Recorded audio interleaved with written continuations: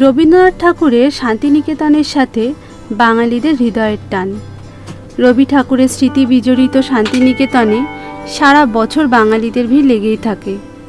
শুধু বাঙালিদের কাছেই নয়, সারা বিশ্বের কাছে এই শান্তিনিকেতনের ঐতিহাসিক এবং সাংস্কৃতিক গুরুত্ব অপরিসীম।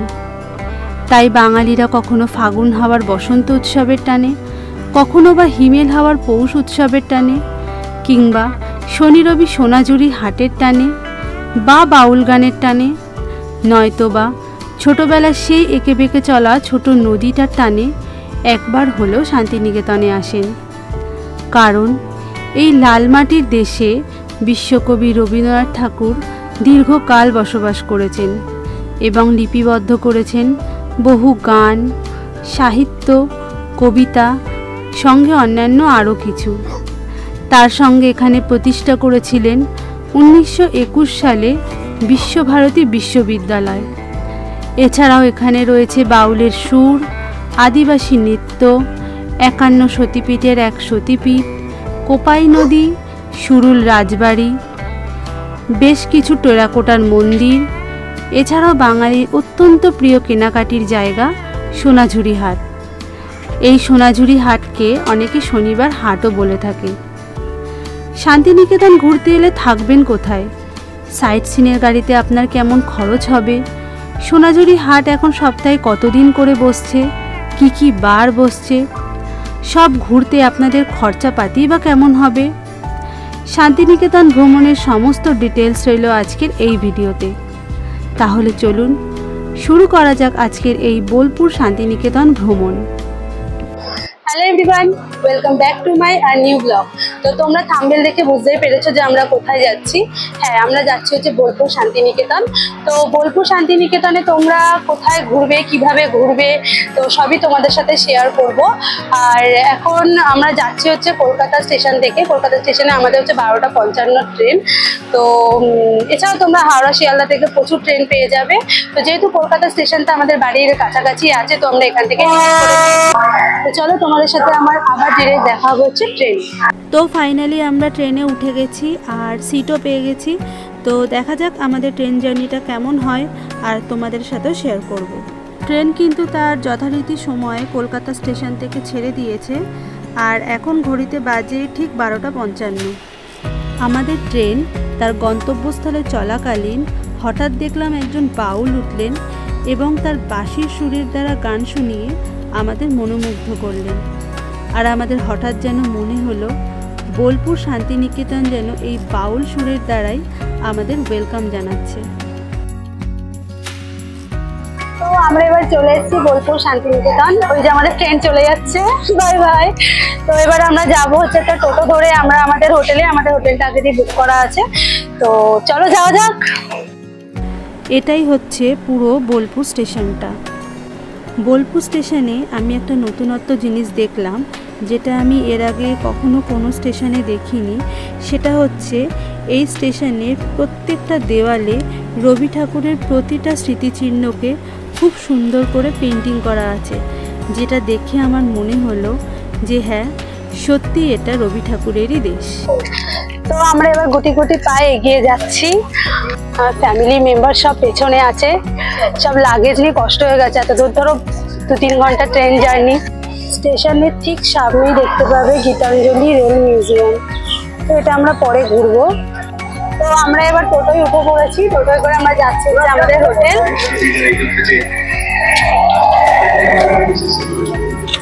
তো ফাইনালি আমরা চলে এসেছি আমাদের হোটেল আশীর্বাদ লজ। তো এবার আমরা চেকিং করব, চেকিং করে তারপর তোমাদের সাথে আবার দেখা হচ্ছে।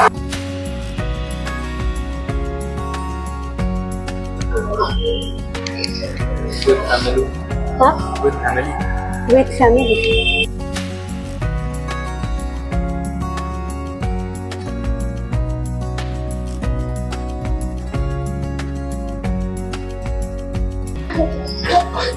বাহ, এখানকার ডেকোরেশনটা সত্যি সুন্দর, আমার তো ভীষণ ভালো লেগেছে। তোমরা যদি কেউ এই লজে আসতে চাও তো এখানকার কন্ট্যাক্ট নাম্বারটা আমি ডেসক্রিপশন বক্সে দিয়ে দিচ্ছি, আর এই লজের রুম রেন্ট কেমন সেটাও আমি পরে জানিয়ে দিচ্ছি। তো আমরা রুমে যাচ্ছি। সব লাগে জেনেছো, সব লাগে ওপরে। তো সত্যি এখানকার লজের প্রত্যেকটা ডেকোরেশন আমাদের খুব ভালো লাগছে। শুধু আমাদের রুমটা দেখার পালা, দেখা যাক রুমটা কেমন হয়। তোমাদের পুরো রুম টুরটা করে দেখিয়ে দেবো। তো ফার্স্টে এখানে রান্নাতে দেখতে পাচ্ছি একটা মিরর আছে, মোটামুটি ঠিক আছে, খুব একটা বড় লাগছে না মিরর, ছোট হওয়া উচিত ছিল। হ্যাঁ, একটু বড় হলে ভালো হতো। আর রুমের বেডটা দেখতে পাচ্ছ একদম বেশ বড় আছে রুমটা। আর এই হচ্ছে ওয়াশরুম, এখানে একটা দেখতে পাচ্ছি টিভি যা আছে। তো তোমাদের একবার ওয়াশরুমটা দেখিয়ে দিই। ফার্স্টেই তো ওইদিকে দেখে বুঝতে পারছো এগুলো মগ বালতি। এখানে কিন্তু গিজারেরও ব্যবস্থা করা আছে, শাওয়ার, এখানে একটা বালতি মগ, তারপরে এদিকে রয়েছে বেসিন, বেসিনের উপর রয়েছে আয়না। এই হচ্ছে পুরো ওয়াশরুমটা। এই হচ্ছে পুরো রুমটা। কেমন লাগলো তোমাদের রুমটা? ভালো লেগেছে? তো চলো তোমাদের আর একটা রুম আমি দেখিয়ে দিচ্ছি।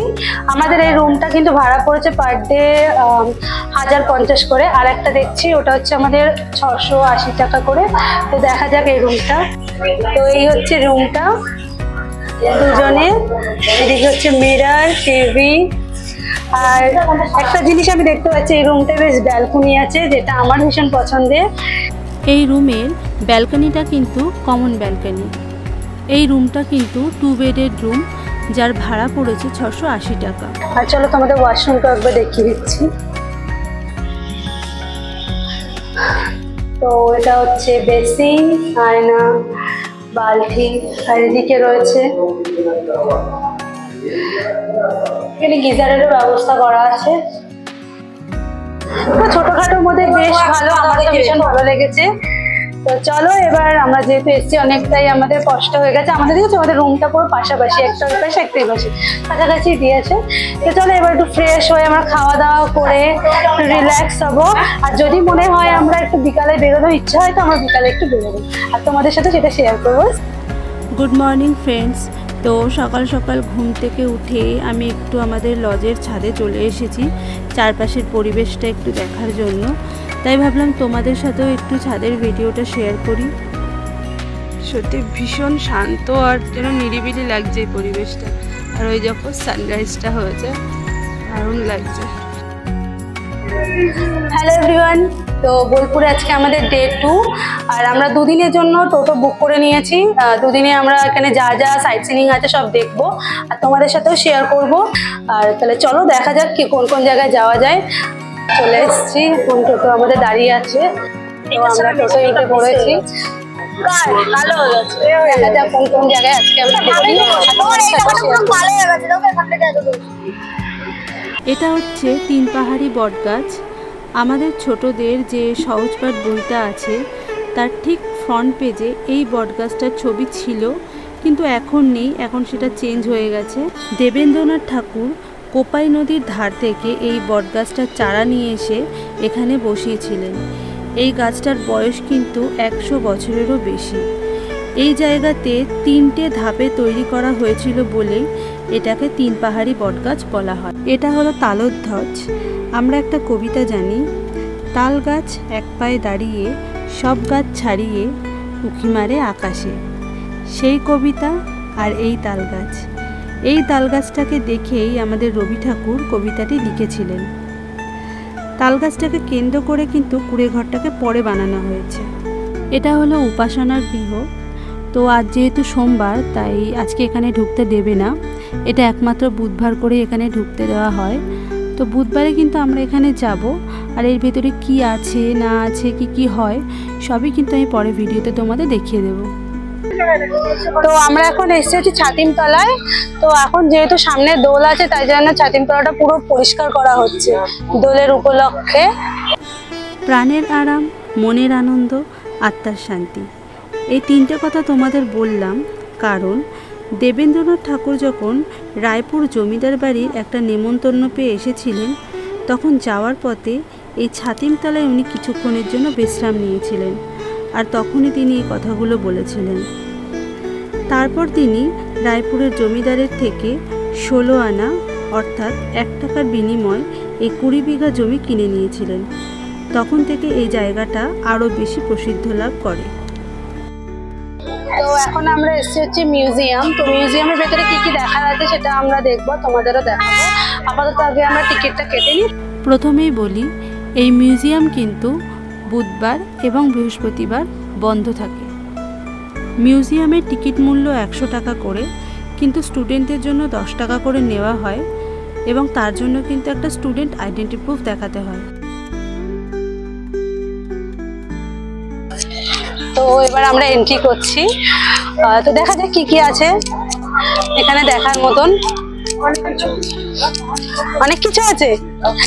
এটা হলো রবীন্দ্রনাথ ঠাকুরের মিউজিয়াম।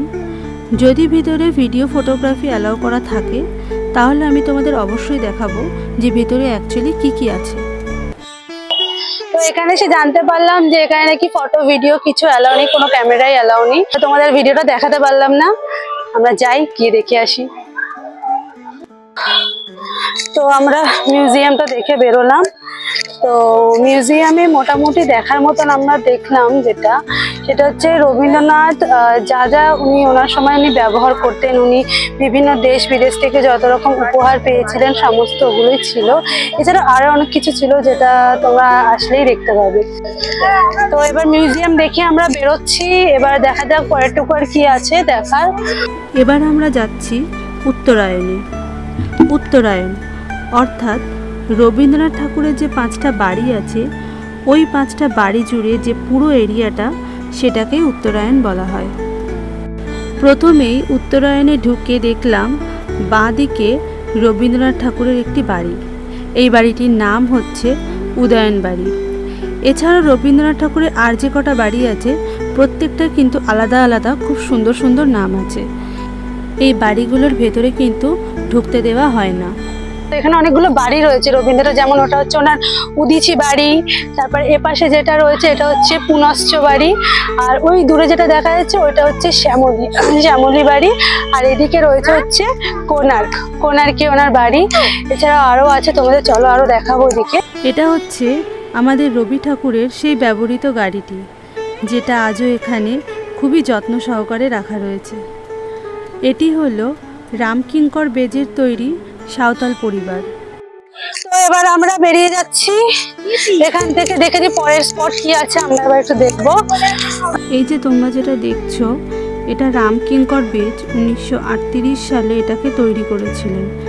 আধুনিক যেসব স্কাল্পচার বলা হয় সেটারই নাকি এটা একটা নিদর্শন। এটার মাধ্যমে নাকি বোঝানো হয়েছে যে একটা সাঁওতাল পরিবারকে কেউ নতুন জীবনের সন্ধানে এগিয়ে নিয়ে যাচ্ছে। তো এটা হচ্ছে কলের বাঁশি। এই যে স্কাল্পচারটা তোমরা দেখতে পাচ্ছ এটার নাম হচ্ছে কলের বাঁশি। ভালো করে যদি তোমরা দেখো এখানে দুজন মহিলা আছে আর ঠিক নিচের দিকে একটি শিশু আছে, যারা কলের বাঁশির আওয়াজ শুনে এগিয়ে যাচ্ছে। এর ভেতরটায় ছিল হচ্ছে অমর্ত্য সেনের বাড়ি, যার নাম হচ্ছে প্রতীচি। যেহেতু গেটের ভেতরে ঢুকতে দেওয়া অ্যালাউ ছিল না, তাই জন্য আমরা দূর থেকে টোটোতে বসেই দেখে নিয়েছি। সেই কারণে হয়তো আমি ভিডিওতে ভালো করে তোমাদের দেখাতে পারলাম না অমর্ত্য সেনের বাড়িটা। তো আমরা এবার চলে এলাম হচ্ছে সৃজনী শিল্পগ্রাম। এখানে কিন্তু পার পারসন মানে অ্যাডাল্টদের জন্য 30 টাকা করে এবং চাইল্ডদের জন্য 10 টাকা করে নেওয়া হয়, আর এখানে ক্যামেরার জন্য কিন্তু 50 টাকা করে নেওয়া হয়। তো চলো তাহলে যাওয়া যাক সৃজনী শিল্পগ্রাম।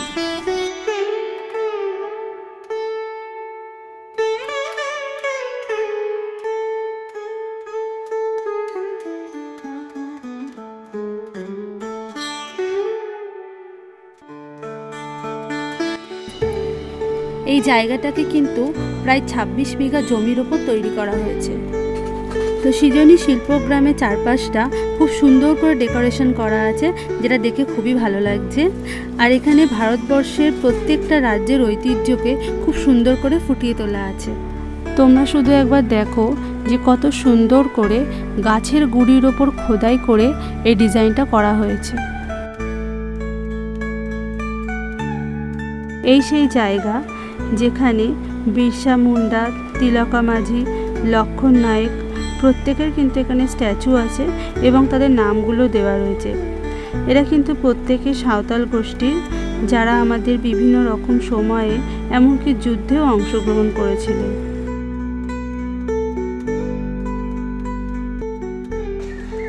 তো সৃজনী শিল্পগ্রামে প্রচুর এখানে জিনিসপত্র বিক্রি হচ্ছে, মানে এর ভেতরটা একটা না বেশ মার্কেট টাইপের আছে।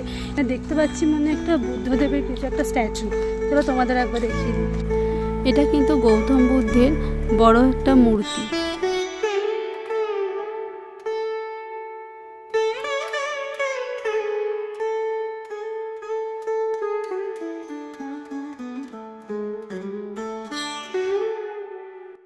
তো সৃজনী শিল্পগ্রামটা সত্যি একটা শিল্পগ্রাম, সেটা এখানে আসলে দেখলেই বোঝা যায়। জাস্ট ঘুরে শেষ করা যাবে না এই গ্রামটাকে। তো তোমরা যদি কেউ আসো সৃজনী শিল্পগ্রামটা, প্লিজ তোমরা মিস করো না, অন্তত এটা দেখে যেও। আমাদের ভারতবর্ষের বিভিন্ন রাজ্যের নিদর্শনগুলো যেমন হয়, অর্থাৎ যে রাজ্যের যেমন ঐতিহ্য সেটাই তুলে ধরা হয়েছে এখানে। পশ্চিমবঙ্গ ঠিক কেমন হয়, পশ্চিমবঙ্গের ঘরবাড়িগুলো আগে ঠিক কেমন ছিল, এগুলোই কিন্তু তোমরা এখানে দেখতে পাবে।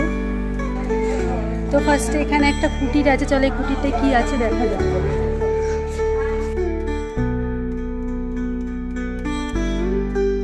এখানে তোমরা যে যে জিনিসগুলো দেখতে পাচ্ছ সবই কিন্তু প্রায় 25 থেকে 30 বছর আগের পুরনো জিনিসপত্র। তার পাশে একটা কুটির আছে, চলো দেখা যাক এই কুটিরটা কি আছে, আমি তোমাদের দেখিয়ে দিচ্ছি। আমাদের পশ্চিমবঙ্গের সমস্ত ঐতিহ্যবাহী জিনিস এখানে ধরা হয়েছে। এই দুটো কুটিরের পর ঠিক পাশে আর একটা কুটির আছে, চলো এর ভেতর দেখা যাক কি আছে।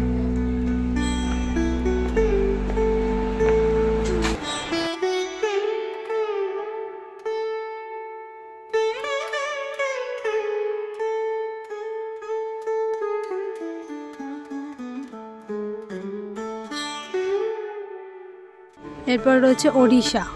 তোমরা যদি কেউ পুরীতে বেড়াতে গিয়ে থাকো তো দেখবে পুরীতে যেসব গ্রামীণ বাড়িগুলি আছে সেই সব বাড়ির দেওয়ালে এই রকম বিভিন্ন দেবদেবীর কিন্তু ছবি আঁকানো থাকে। এরপর এলাম সিকিম।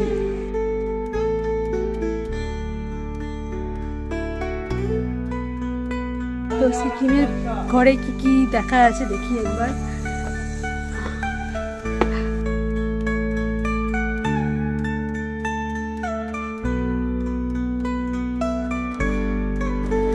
সৃজনী শিল্পগ্রামের মেন আকর্ষণ লেগেছে কিন্তু আমার এই জায়গাটাই, কারণ আমাদের ভারতবর্ষের প্রত্যেকটা রাজ্যের নিদর্শন বা ঐতিহ্য বলতে পারো, সেটা খুবই সুন্দর করে সাজিয়ে বোঝানো হয়েছে।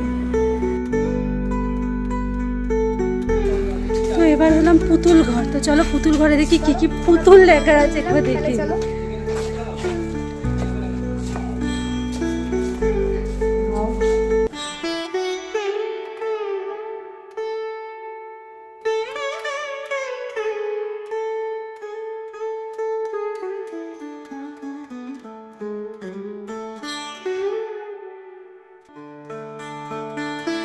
পুতুল ঘরটা দেখা আমাদের কমপ্লিট হলো। তো পরেরটা দেখি কি আছে, আর কিছু দেখার আছে কিনা, নাহলে সৃজনী শিল্পগ্রাম থেকে আমরা এবার বেরিয়ে যাব। আমরা ফাইনালি সৃজনী শিল্পগ্রাম থেকে এবার বেরিয়ে যাচ্ছি। এবার দেখি পরের স্পটটা আমাদের কি আছে। এখানে একজন কি সুন্দর বাউল গান গাইছে, তো আমরা সেই বাউল গানটাই দেখতে এলাম। এখানকার বাউল গানটা কিন্তু খুব ফেমাস একটা, এখানকার ঐতিহ্যবাহী একটা সং, তো সত্যি খুব ভালো লাগে। তো তোমাদের বাউল গানটা শুনিয়ে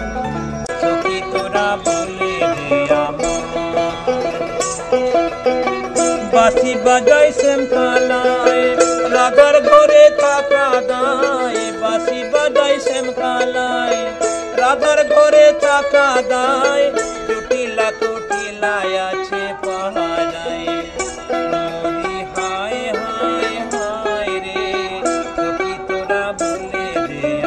তো চলো এবার বেরিয়ে যাই, কারণ অনেকটাই দেরি হয়ে গেছে। আমাদের টোটোওয়ালাও খুব রেগে গেছে, কারণ আমরা এতটা লেট করে ফেলেছি। তো তাড়াতাড়ি বেরিয়ে গিয়ে এবার কিছু দুপুরে লাঞ্চ করব। তো চলো পরপর আবার দেখা হবে।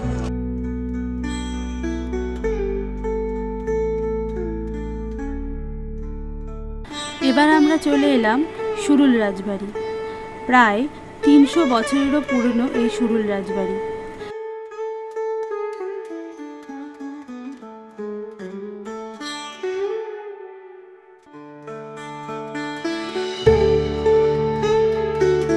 আমরা আছি সুরুলের রাজবাড়িতে। এখানে কিন্তু অনেক সিরিয়ালের শুটিংও হয়েছে সুরুলের রাজবাড়িতে, যেমন রানী রাসমণি, তারপর দেবদাসের শুটিং সবই এখানে হয়েছিল। রবীন্দ্রনাথ ঠাকুর এবং তার সমস্ত ফ্যামিলি মেম্বারও এখানে আসতো। এই রাজবাড়িতে কিন্তু বেশ বড় করেই দুর্গাপুজো হয়। বিবেকানন্দ, নেতাজি সুভাষচন্দ্র বসু, রানী রাসমণি প্রত্যেকেই কিন্তু এই বাড়িতে কোনো না কোনো সময় এসেছিলেন। তো এখান থেকে আমরা বেরিয়ে যাচ্ছি। আমাদের লাস্ট স্পট এটাই। কালকে আমার সোনাঝুরি হাট সমস্ত ঘুরবো। আজকের মতন আমরা এখানেই ইতি করলাম। আবার দেখা হবে কালকে।